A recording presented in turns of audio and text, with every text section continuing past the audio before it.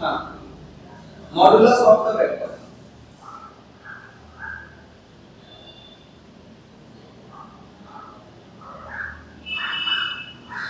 Modulus of the vector. Write down the magnitude of a vector is called modulus. The magnitude of the vector. Modulus of the vector is magnitude of the vector.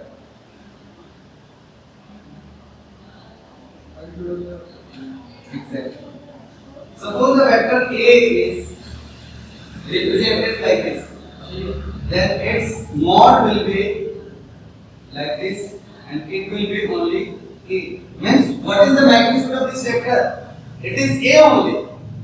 So whenever you will take the modulus, this one is known as the modulus. Mod. We are taking the mod. I will explain further what is this. Okay? Don't worry. Then what is the magnitude? Modulus of the vector is magnitude of the vector. And what is the magnitude here? That is A. Clear है? For example, कोई vector को और explain कर ले तो फिर मैं चलिए ये नोट कर लो। ठीक है, ये आपका मैग्नीट्यूड है, ये मैग्नीट्यूड है। Mod of vector A is A, ठीक है, और magnitude of vector A is A। Clear है? Right down unit vector.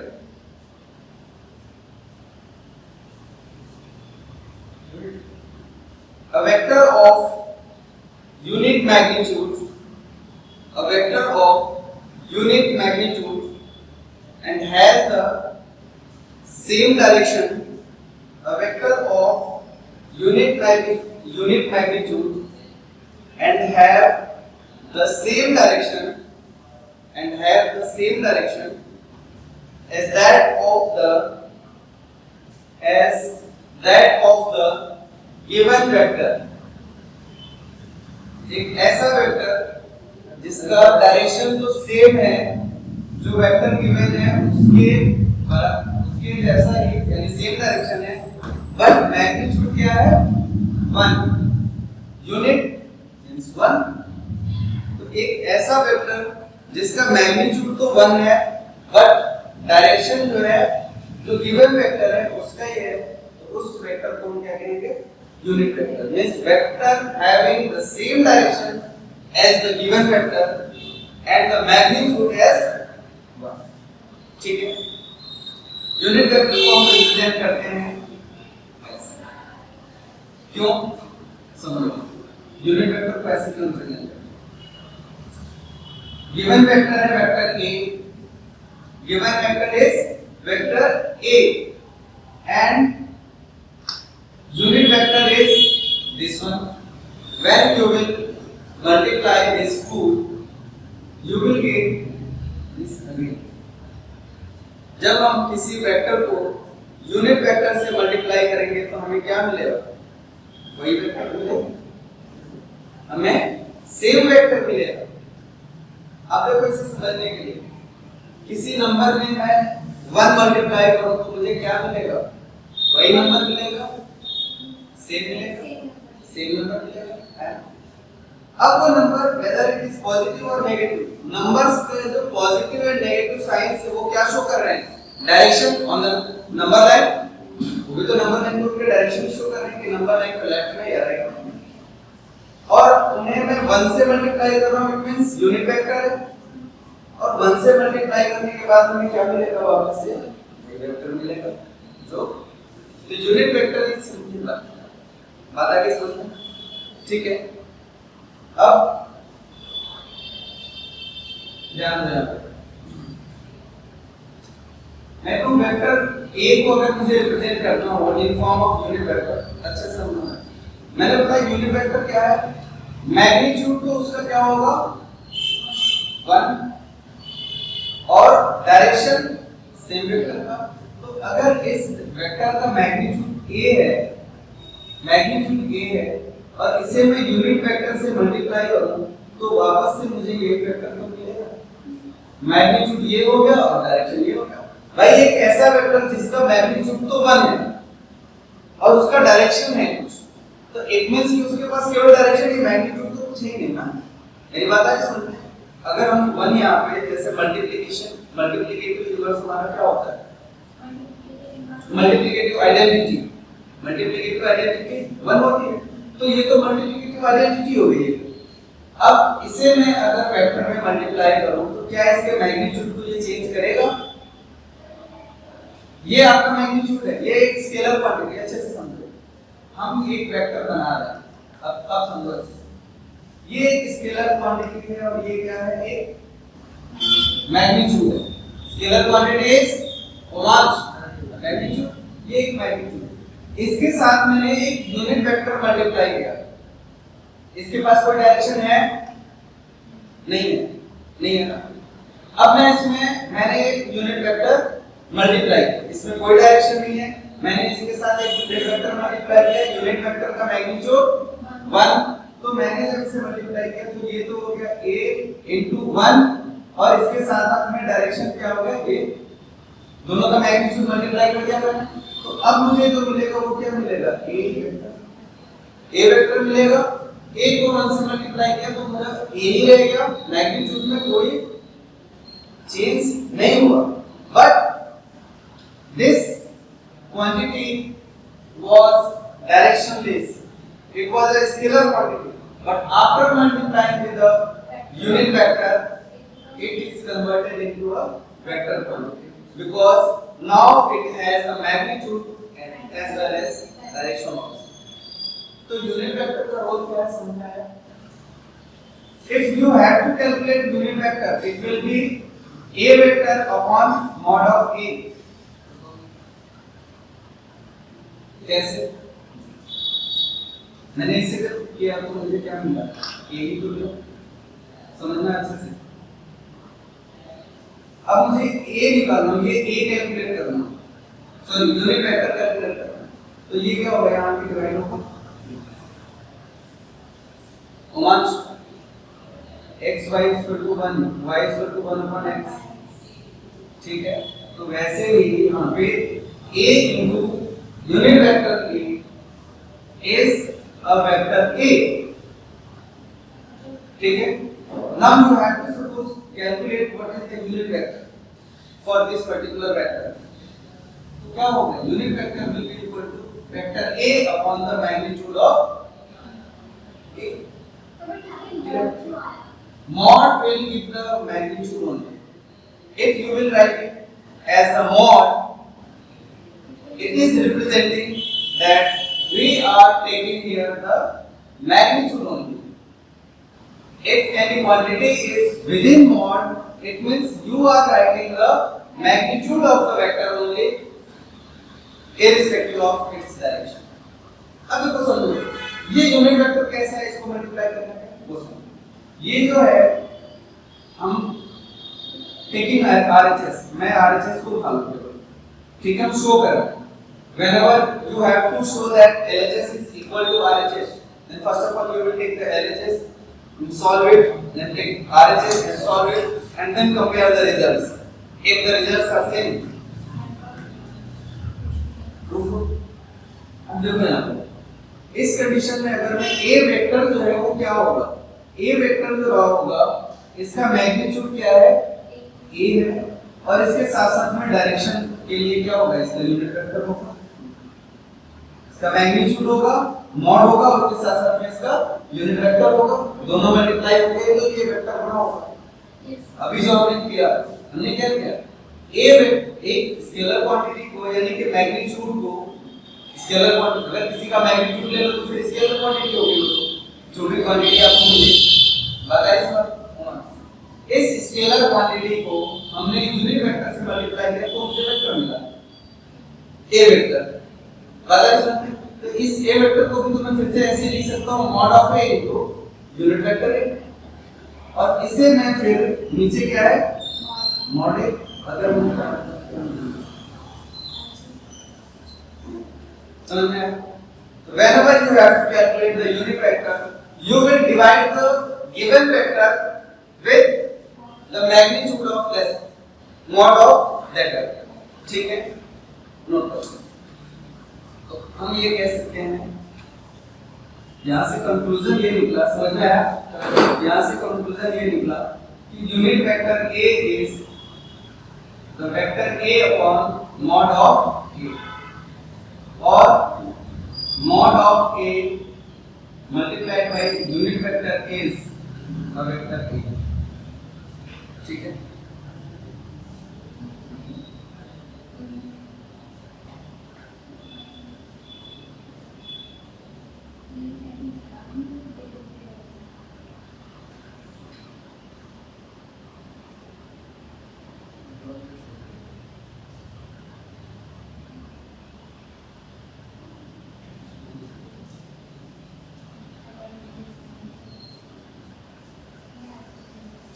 Note कर लीजिए।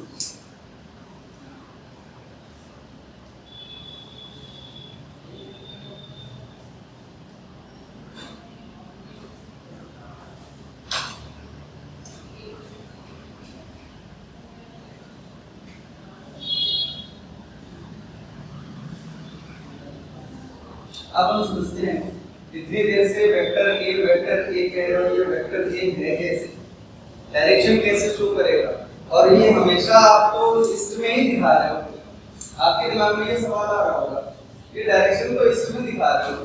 अब सपोज किसी ऑब्जेक्ट की सॉरी किसी क्वांटिटी की डायरेक्शन जो है नॉर्थ की तरफ हो, किसी की साउथ हो, वेस्ट हो, या फिर किसी की डायरेक्शन आउटसाइड द प्लेन हो या इनसाइड द प्लेन हो, how will we represent that vector? उस वेक्टर को हम कैसे रिप्रेजेंट करेंगे? क्या उसके लिए फिर मैं ए को ऐसे करूं या ए के ऐसे करूं या फिर ऐसे करूं, बाहर वाले को फिर कैसे करूं? ये क्वेश्चंस आपके दिमाग में आ रहे होंगे। ठीक है, अब उन क्वेश्चंस को दूर करने का समय है। मैंने फर्स्ट डे जब आपको समझाया था, we have discussed about the dimensions, space and the objects in space and what are their dimensions। तो देखिए, बात करें हम वन डायमेंशन की तो मेरा लेफ्ट टू राइट या फिर मेरा अप टू डाउन या फिर माय बैक एंड फोर्थ, कोई एक only one of these three, तो वो हमारा वन डायमेंशन। जब टू डायमेंशन की मैंने बात की तो मेरा ऊपर से नीचे और मेरा बाएं से दाएं, my up and down and left and right, दोनों के कॉम्बिनेशन से जो फिगर बनेगी, जो इमेज बनेगी, that is the two dimensional figure and that is the plane. Face, board, wall, floor, ceiling, these are two dimensions। Two dimension rectangle, circle, triangle, these are two dimensional figures। Now talking about three dimensional figures, तो जब तीनों में combination आ जाए, तीनों का combination आ जाए means my back and forth, my left and right and my up and down, ये cuboid. इस क्यूबॉइड का मैं देखूं तो मेरा बैक एंड फोर्थ भी है, लेफ्ट एंड राइट भी है एंड अप एंड डाउन, तीनों कॉम्बिनेशन है। जस्ट लाइक सी, अब जब हम बात कर रहे थे रिप्रेजेंटेशन की, तो मैंने कहा कि ऐसा है, एक पॉइंट है P एंड इसके कोऑर्डिनेट्स हैं x एंड y, तो ये पॉइंट कहां पे है? This point is in plane. और अगर मैं बात करूं एक नंबर लाइन है और यहां पे एक पॉइंट है, तो ये पॉइंट कहां पे है? ये एक वन डायमेंशनल फिगर पे है। वन डायमेंशनल फिगर क्या होगी? लाइन ही होगी। ठीक है, तो ये एक पॉइंट है, तो इसका हमने अगर लोकेशन बताना हो वन डायमेंशन में, तो मैं x का पॉइंट केवल आपने जैसे मैंने कह दिया कि number 5 represent 5 on number line, तो आप एक पॉइंट को रिप्रेजेंट करते हो, आप एक पॉइंट रिप्रेजेंट करते हो, वो हो गया वन डायमेंशन। ठीक है, जैसे ही टू डायमेंशन आया तो प्लेन बनी, और वो प्लेन हमारी बनी xy प्लेन, हमने x एक्सिस और y एक्सिस को परपेंडिकुलर और हमने ये प्लेन बनाया।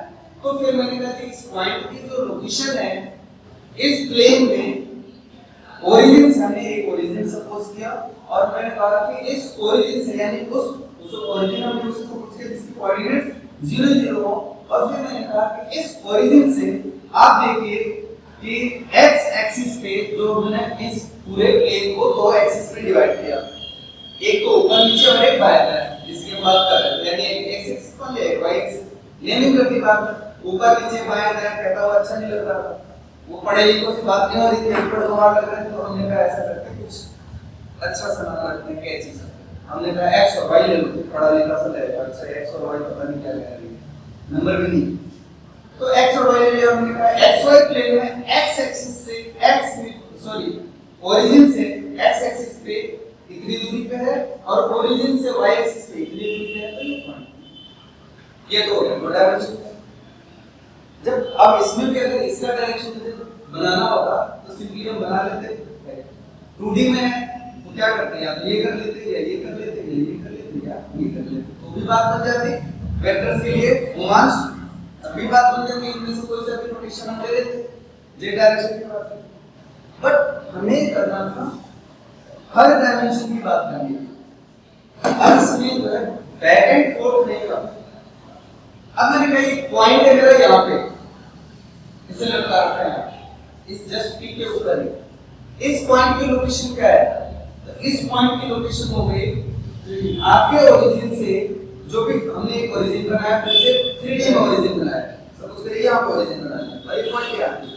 तो अब मैंने कहा कि ओरिजिन से x एक्सिस पे, अब हमने फिर एक्सिस फिर से वही वाली बात हो गई, अनपढ़ वाले के बाएं दाएं ऊपर नीचे और बैक एंड फोर्थ। हमने कहा ऐसा है, बाएं दाएं का तो नाम दे दिया x एक्सिस, ऊपर नीचे का तो नाम दे दिया y एक्सिस, अब बैक एंड फोर्थ का नाम दे देते हैं हम z एक्सिस। अब इसको z दे दिया, तो हमने कहा ऐसा है, देखो ये जो पॉइंट है, मैं ओरिजिन हूं यहाँ पे, तो कैसे 5 को x एक्सिस पे चले जाओ और वहां जाने के बाद फिर y एक्सिस पे 4 चले जाना, फिर भी पॉइंट नहीं मिलेगा, क्योंकि पॉइंट क्या है, वहां पे 4 जाने के बाद फिर z एक्सिस पे 2 चले जाना, तो 5 4 2 इस पॉइंट का लोकेशन मिल जाएगा, एग्जैक्ट वो उसी लोकेशन पे पहुंचेगा। मेरी बात है इसमें? तो ये हो गया मोशन इन प्लेन, ऑब्जेक्ट अब यही मूव करता है, यहां हो गया। अब इनकी डायरेक्शंस को हम कैसे रिप्रेजेंट करें, हमने कहा ठीक है, इसे हम ऐसे कर सकते हैं कि मैं जो है अब 2 डायमेंशन में मुझे पढ़ना है और 3D रिप्रेजेंट करना है। मैंने कहा जो तीनों एक्सिस हैं, all the 3 axis are perpendicular to each other, यानी इनके बीच में भी 90 डिग्री और इनके बीच में भी 90 degree.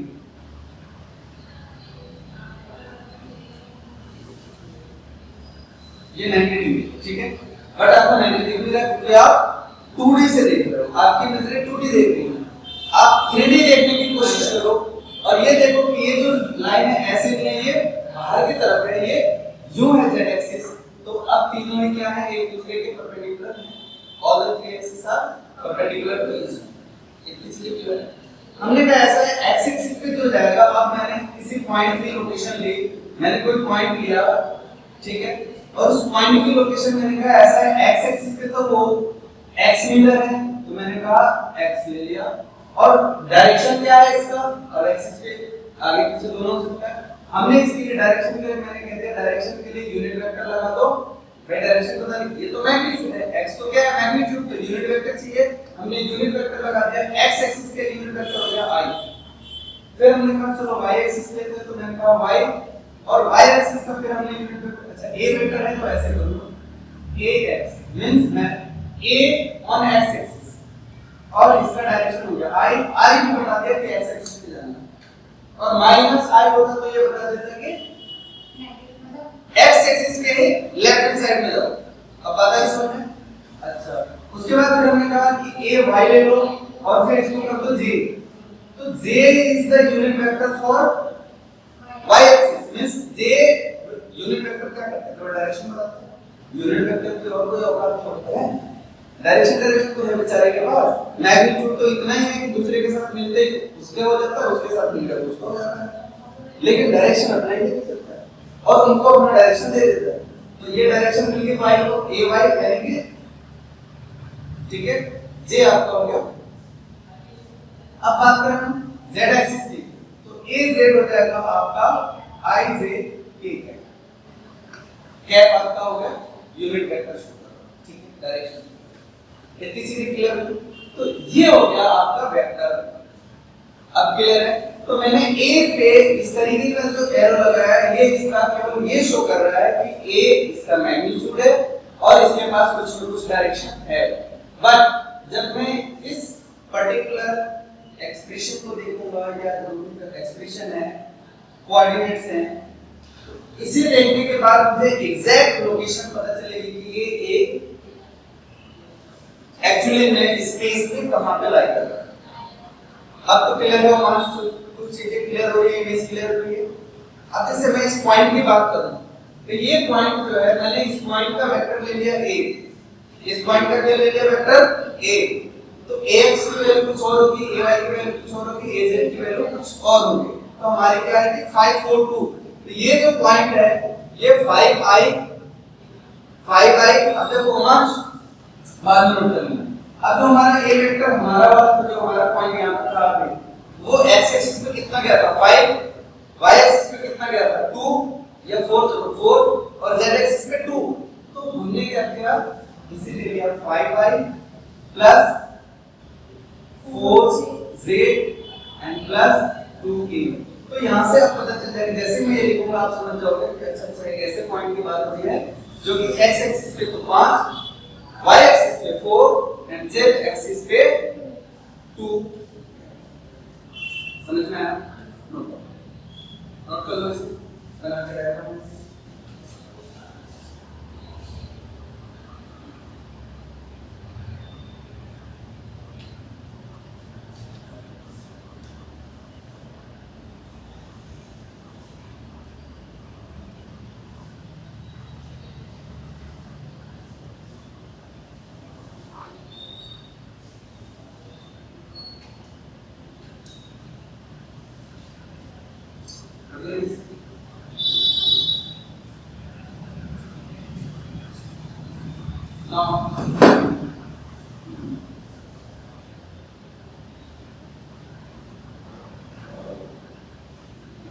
Modulus of vector means magnitude of, अब इस वेक्टर का एक्चुअल मैग्नीट्यूड क्या है 5 है 2 है, जैसे मैंने वेक्टर a ले लिया, वेक्टर a हमारा था 5i plus 4j plus 2k, तो इसका मैग्नीट्यूड क्या है, क्या 5 है 4 है 2 है। अब इसे समझेंगे हम बाद में, सबसे पहले हम कुछ केस आप इधर गए 3 मीटर, फिर यहां से इधर गए 4 मीटर, तो अभी आप ईस्ट में हो 3 मीटर, उसके बाद फिर नॉर्थ में हो उस पर्टिकुलर लोकेशन से 4 मीटर। रोमांच कहां है? अब आपसे मैं पूछूं what is your displacement, right? Distance की तो कोई यूनिट हो डायरेक्शन होती नहीं, डिस्टेंस तो स्केलर क्वांटिटी है, कोई डायरेक्शन नहीं, तो डिस्टेंस को मैं चाहे जैसे ही चलूं, मैंने ऐसे कर दिया, तो डिस्टेंस की तो बात होगी 3 and 4 7 मीटर, कोई डाउट है? But whenever you will talk about displacement you should also give the idea about the direction as well as magnitude, means how far you from the initial position and what is the direction from your initial position now, वो होगा ना displacement और वो होगा ना vector, तब आप कह पाओगे कि ये डिस्प्लेसमेंट वेक्टर तो है। अदरवाइज आपका डिस्प्लेसमेंट ये यहां पर डिस्प्लेसमेंट, चलो हम देख लेते हैं, तो डिस्प्लेसमेंट तो आपका ये होगा, तो आपने कहा कि पाइथागोरस थ्योरम लगाओ और डिस्प्लेसमेंट आ जाएगा और वो आ जाएगा 5 मीटर। 5 मीटर का डिस्प्लेसमेंट क्या 5 मीटर का डिस्प्लेसमेंट है 5 meters towards northeast is the displacement, means your initial position is this one and final position is initial position is point A and final position is point B, then you have displaced from your initial position 5 meters towards northeast, that is the displacement. Is it clear? रोमांच आ रहा है समझ में? ऊपर से तो नहीं जा रहा, ऐसी क्यों शक्ल बनाकर बैठे थे, समझ में नहीं आ रहा, या तो फिर नहीं आ रहा एक्चुअल में समझ में, या फिर मैंने जब बोला कि आ रहा समझ में आ रहा, आपने हाँ कह दिया, तो फिर जबरदस्ती घूमना है। तो उनमें से एक सिचुएशन होगी ना कोई, या तो सच में ही समझ में नहीं, तो मुझे ऐसा लग रहा है कि आपको नहीं समझ आ रहा, आपके फेस एक्सप्रेशन से। मैं पढ़ाते समय स्टूडेंट के फेस रीड कर लेता हूँ, मुझे पता चलता है कि इसको समझ में आ गया। अब दो कंडीशन होगी यहाँ पे, या तो आपने जबरदस्ती फेस ऐसा बना रखा, अब अगर ऐसा बना रखा है तो ये तब प्रूव होगा जब आपको समझ में आ रहा हो, और नहीं आ रहा हो तो समझ में तो आ रहा है बट जबरदस्ती ऐसा होना, और आपने हाँ बोला कि हाँ मुझे समझ में, या फिर आपको एक्चुअली में समझ में नहीं आ रहा, तो ऐसा नहीं आ रहा तो जबरदस्ती बना रहा। ठीक है, समझ में आ रहा? अब डिस्प्लेसमेंट तो ये हो गया, समझ में आया? तो ये हो गया resultant of these two vectors. क्या हो ये इसका रिजल्टेंट हुआ कि नहीं हुआ? और रिजल्टेंट आया कैसे आपका? रिजल्टेंट जो है वो आया √3 स्क्वायर प्लस 4 स्क्वायर, ऐसे तो आया। तो ए बी का डिस्प्लेसमेंट, हां ए बी डिस्प्लेसमेंट, तो आपका जो ए बी जो डिस्प्लेसमेंट वही तो रिजल्टेंट है। तो रिजल्टेंट आपको कहां से मिला? 3 square plus 4 square.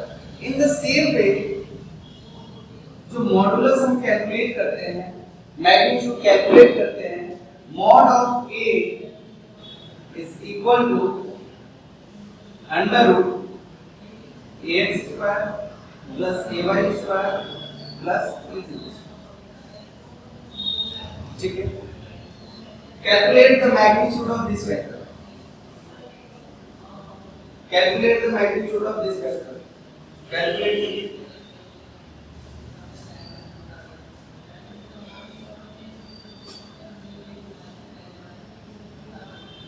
x equal to I, x is equal to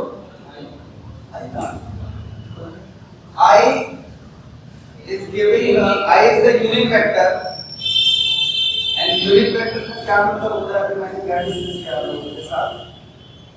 unit vector gives the idea of the direction, unit vector gives the idea of the direction। ठीक है, और मैग्नीट्यूड क्या होगा यूनिट वेक्टर का? 1। तो 1 जो है मल्टीप्लाई हुआ 5 से, तो मैग्नीट्यूड तो अभी भी क्या रहेगा इसका? 5। और डायरेक्शन इसका i कहां पे होता है? x एक्सिस पे, और पॉजिटिव है, तो क्या बता दिया इसने कि x एक्सिस पे 5 यूनिट्स आपको राइट साइड पे जाना है, मींस पॉजिटिव डायरेक्शन है। x 5।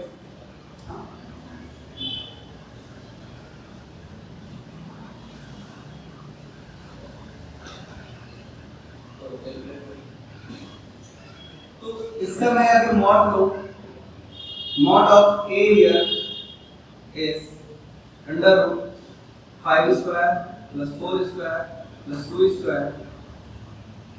मॉड ऑफ a आ गया आपका 5 स्क्वायर क्या आ गया? 25 प्लस 4 स्क्वायर कितना हो गया? 16 एंड 2 स्क्वायर कितना हो गया? 4। कितना आ जाएगा? 45 √45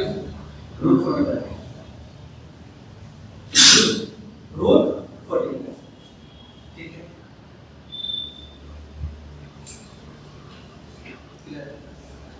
एक चीज और ध्यान रखना, ये मॉड ऑलवेज आपको पॉजिटिव वैल्यू देता है, मॉड ऑलवेज पॉजिटिव वैल्यू देता है, क्योंकि ये क्या दे रहा है? मैग्नीट्यूड दे रहा है, ताकि डायरेक्शन।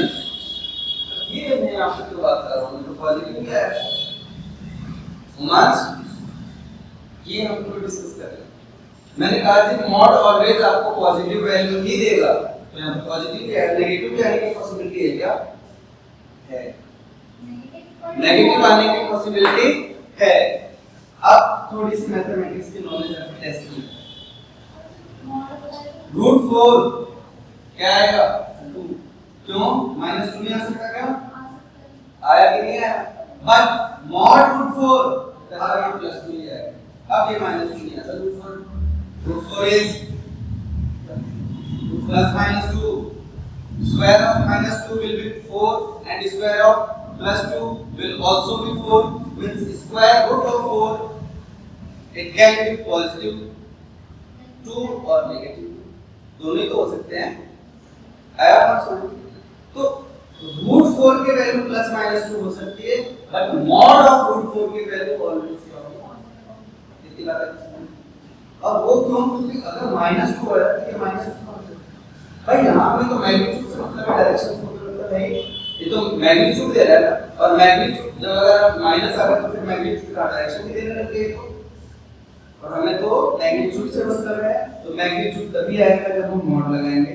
तो मॉड लगाने के बाद वो पॉजिटिव ही आएगा। तो ये √45 है, इसके एक पॉजिटिव वैल्यू होगी और एक नेगेटिव वैल्यू होगी। नेगेटिव वाली हम इग्नोर करेंगे और पॉजिटिव वैल्यू जो होगी वो मैग्नीट्यूड की बात है। मॉड का मतलब समझ में आ गया? मींस मॉड 9 क्या होगा? 3। मॉड 9 3 होगा, और √9 क्या होगा? समझ में आया? क्यों मच? ठीक है। अब हम बात करते हैं यूनिट वेक्टर। इसी पे यूनिट वेक्टर कैलकुलेट करते हैं। यहीं पे मुझे यूनिट वेक्टर कैलकुलेट करना होगा, तो मैं क्या करूंगा? मैंने यूनिट वेक्टर का फॉर्मूला क्या बताया आपको? Unit vector is the vector A divided by mod of vector A. Unit vector is the ratio of vector A and mod of vector. ये mod of vector A is divided by mod of A. Calculate करो तो unit vector आपका क्या आ जाएगा? Unit vector आएगा आपका vector क्या है? 5i + 4j + 2k और अपॉन आएगा आपका √40। ठीक है, तो यूनिट वेक्टर आपका क्या बन गया? 5/√45 i + 4/√45 j + 2/√45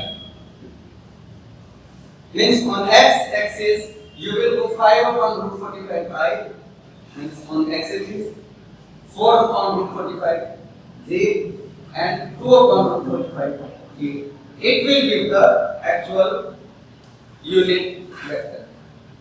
यहाँ से यानी कि हमारे पास डायरेक्शन बचा हुआ है, और अब देखो मैथमेटिकली समझते हैं। यहाँ पे डायरेक्शन ही कैसे बचा? मैग्नीट्यूड भी दिख रहा होगा आपको, तो मैग्नीट्यूड भी दिख रहा होगा, 1 नहीं दिख रहा ना, तो आपके दिमाग में अब आप ये बताओ, ये नीचे मैग्नीट्यूड है, अगर इसका भी मैं मॉड लूं, केवल मैग्नीट्यूड की बात करूं, और इसका भी मॉड लूं, तो ये तो √45 है, और दोनों डिवाइड होकर तो नहीं आ गए।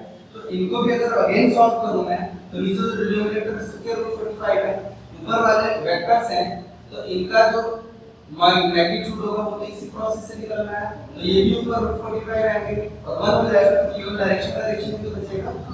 बात है इसमें। अब अगर मैं इसे यूनिट एक मिनट और देखो, अगर यूनिट वेक्टर को किसी वेक्टर से डिवाइड किया, स्केलर से मल्टीप्लाई किया जाए, तो क्या मिलेगा? वेक्टर मिल जाएगा, वेक्टर मिलेगा। तो अब कोई स्केलर हो आपके पास, और उस स्केलर को इसके साथ मल्टीप्लाई करो, आपको मिल जाएगा। कैसे? स्केलर हमारा क्या होगा? √45 ही तो होगा। स्केलर आपका क्या है? √45। भाई वो मॉड हमें वापस ये लेके आना, इसलिए मैंने कुछ कोई और फॉर्मूला लेकर के √45 भी लिया, ठीक है। तो अब मैं √45 से मल्टीप्लाई करूं सब में, तो √45 से मल्टीप्लाई करोगे ये कट जाएगा, 5 ही आएगा। √45 से फिर अगेन मल्टीप्लाई होगा तो 4j, एंड √45 से मल्टीप्लाई तो 2k, तो वापस से आपको a मिला। यानी यूनिट वेक्टर में आपने जब किसी स्केलर को मल्टीप्लाई किया तो वेक्टर मिला। तुम्हारे समझ में आया? नहीं? ये ऊपर के इरेज कर दो, ऊपर इरेज कर दो, नो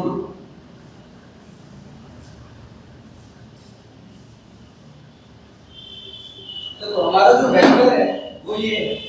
मैंने कहा अगर यूनिट वेक्टर में भी अगर मैं एक मॉड या कोई स्केलर मल्टीप्लाई कर दूं तो मेरे पास क्या आएगा? वेक्टर आ जाएगा। स्केलर के अंदर यूनिट वेक्टर मल्टीप्लाई करते तो क्या आ जाएगा? वेक्टर आ जाएगा, ठीक है। तो आपने कहा सब करके दिखाओ। तो मेरा यूनिट वेक्टर तो ये है, मैंने इसको मल्टीप्लाई किया एक स्केलर से, वो स्केलर क्या होगा, √45 एक स्केलर क्वांटिटी है, एक क्वांटिटी है वो जिसके पास मैग्नीट्यूड है और कुछ तो है नहीं, स्केलर क्वांटिटी है। मैंने इसे मल्टीप्लाई किया किसके साथ, तो √45 को मल्टीप्लाई किया a के साथ, यूनिट वेक्टर a के साथ, तो 5/√45 मल्टीप्लाई I डायरेक्शन तो आएगा प्लस 4/√45 j प्लस 2/√45 t। अब जब मल्टीप्लाई होगा तो √45 डिस्ट्रीब्यूटिव प्रॉपर्टी ऑफ मल्टीप्लिकेशन, √45 सबके साथ मल्टीप्लाई होगा और फिर वो डिवाइड होता चला जाएगा, तो लास्ट में आपको मिलेगा क्या, ठीक है। तो बाद में बचेगा क्या, 5/4j एंड 2। अब आप कहोगे सर आपने √45 भी तो लिया, कोई और नंबर ले लेते। मैंने बस इसलिए लिया कि आपको ये दिखा सकूं कि वापस से वही वाला आ गया।